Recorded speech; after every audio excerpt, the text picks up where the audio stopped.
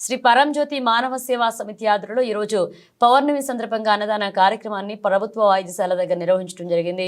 వంశాభివృద్ధి కుటుంబ సంక్షేమం కోసం ఈ అన్నదాన కార్యక్రమాన్ని గడిచిన 9 నెలలుగా జిల్లా కేంద్రంలో నిర్వహించడం జరుగుతుందని, ఈ అన్నదాన ప్రసాదాన్ని 500 మంది భక్తులకు స్వీకరించడం జరిగిందని, ఈ కార్యక్రమానికి 50 మంది దాతలు ప్రతి నెల 251 రూపాయలు చెల్లించడం జరుగుతుందని, వారికి పరంజ్యోతి అమ్మా భగవాన్ ఆశీస్సులు వారి కుటుంబానికి ఎల్లవేళలా ఉండాలని ప్రార్థించడం జరిగింది.